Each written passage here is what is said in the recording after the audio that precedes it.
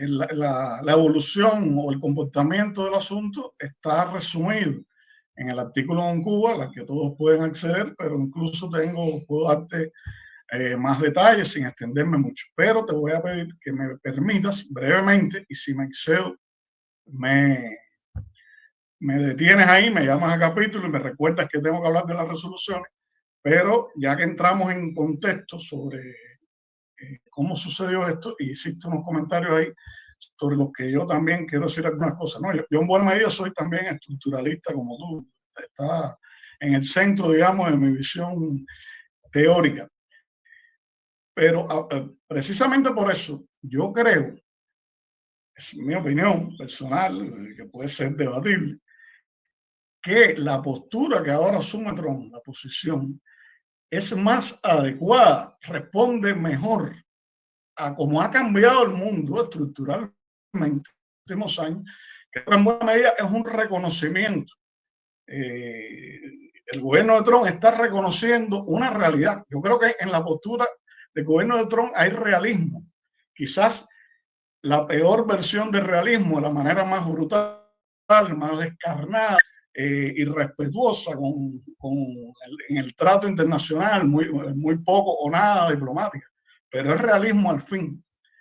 Y me parece a mí que el realismo siempre es una postura menos peligrosa que lo que no es realismo, que son las políticas exteriores basadas en ideología, en fanatismo ideológico, en visiones misioneras del mundo o mesiánicas, que en buena medida creo que es como puede calificarse la posición del gobierno de Biden en este tema de Ucrania, que creo que además, pero no solo Biden, esto viene atrás, yo creo que en general la política hacia Rusia desde hace muchos años, incumpliendo promesas, y las promesas en las relaciones diplomáticas internacionales hay que cumplirlas, los acuerdos hay que tratar de cumplirlos porque si no hay consecuencias, y las consecuencias son estas que hay hoy.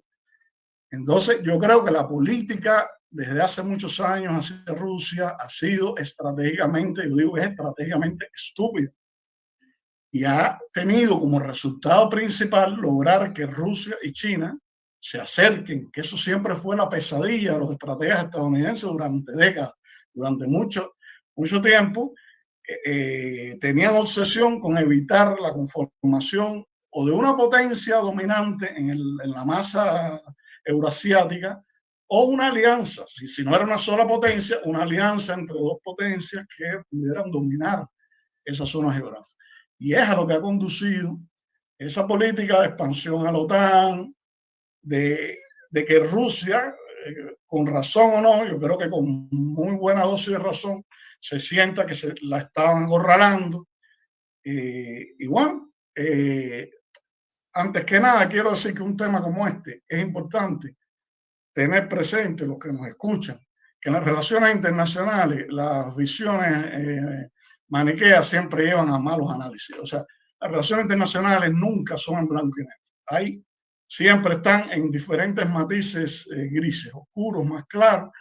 Y esas visiones, Rusia malo, Putin el ambicioso, el imperialista, el autoritario, Zelensky el demócrata, luchando por la libertad de su país. Aquí no hay actores inocentes en esta historia. Y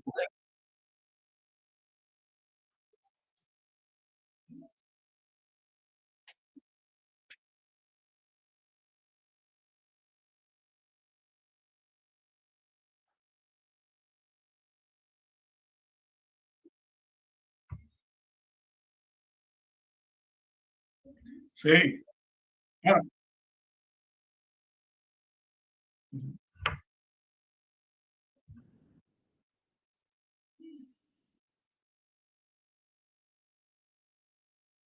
por supuesto, por eso te digo, aquí no, mira, además, aquí tiene sentido hablar de malos igual, ¿no? Aquí son actores, grandes potencias que tienen sus intereses, las grandes potencias, las que sean. Yo un artículo hace años dije que algo parecido en el sentido que Estados Unidos, la política exterior de Estados Unidos no tenía el monopolio de la perversidad. si vamos atrás en la historia, lo que pasa es que Estados Unidos le ha tocado ser durante muchos años la número uno y las grandes potencias que dominan el sistema internacional en determinados momentos son despiadadas. Es la realidad, tienen que serlo. Dentro de todo, a veces hay estilos, y no es lo mismo Carter, por favor, la política de Carter que tenía restricciones éticas tremendas, elogiables, y a otros tipos de gobierno que ha tenido Estados Unidos. Y así habló Estados Unidos y lo mismo en Rusia. Lo que quiero decir que yo en eso comparto la visión del realismo político y trato de analizar los temas cuando estoy con el sombrero de investigador de relaciones internacionales, trato de que en lo posible, que nunca siempre se puede, tratar de minimizar la influencia de las visiones políticas, ideológicas que todos tenemos y sobre todo la perspectiva del lugar en que vivimos, en lo que estamos, lo que sufrimos, ¿no? Entonces, lo que quiero partir de esa cuestión de que esto no es en blanco y negro, te lo digo porque, por ejemplo, yo mismo he utilizado el término hace unos minutos, invasión rusa militar. Para mí no cabe en duda que es una invasión militar, de acuerdo al significado de eso en la lengua española. Sin embargo, hay gente que lo evita. ¿Qué creo? Que es una invasión militar provocada, ¿no? Mientras los países europeos, sobre todo, no se cansan de repetir que fue una invasión militar no provocada, y esa insistencia no es gratuita, es porque ellos saben perfectamente bien que sí es provocada, pero bueno, nunca lo van a reconocer. Eh, sí, sí, sí,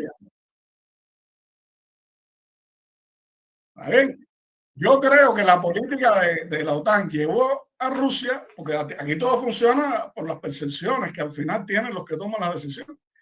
Yo sí creo que llevaron a la dirigencia rusa una percepción de que había que hacerlo.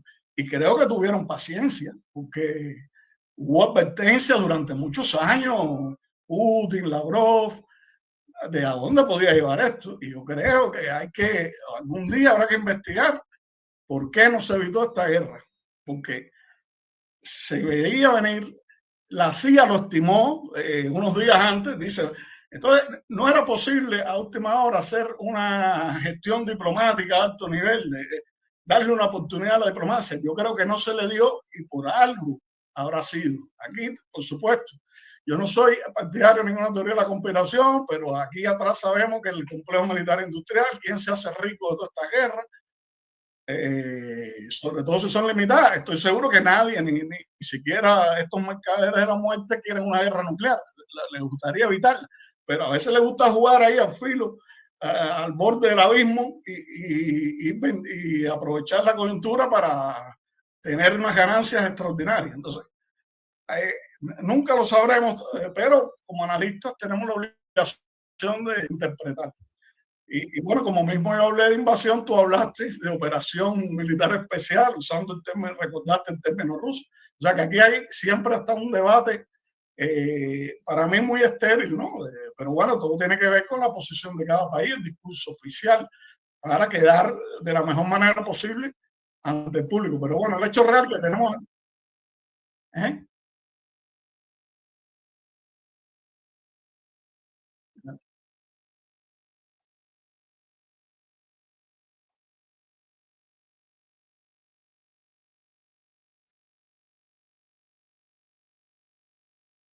Sí, no, pero que me pareció, me gustó mucho, me vino muy bien que tú recordaras cómo los rusos se refieren a esta guerra como que es un eufemismo, claramente, en mi opinión, es invasión. Sin embargo, por ejemplo, en los medios oficiales cubanos se evita hablar de invasión porque que no se ajusta a la posición oficial cubana, pero nosotros no somos ni voceros oficiales, nosotros somos investigadores y tenemos que llamar las cosas por su nombre. Eh, eh, pero que quiero insistir, cuando digo que es invasión, no estoy juzgando a Rusia, no digo que es la culpable de todo, no, no. También creo que se pudo evitar, a lo mejor Rusia tuvo opciones. O sea, lo que quiero decir era para fundamentar lo que te explicaba de que esto no podemos verlo en blanco y negro y no tiene sentido aquí tampoco discutir si quién tiene la razón o no.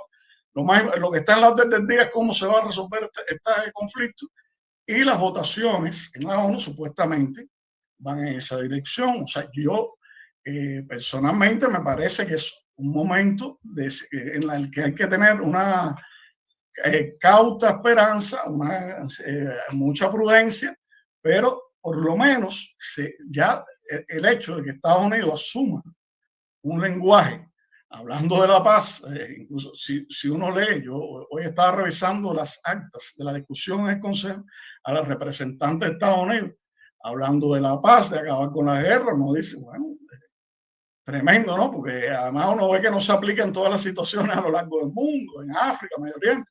No hay coherencia en eso, pero siempre es estimulante uno escuchar a la representante de Estados Unidos haciendo un discurso a favor de la paz internacional.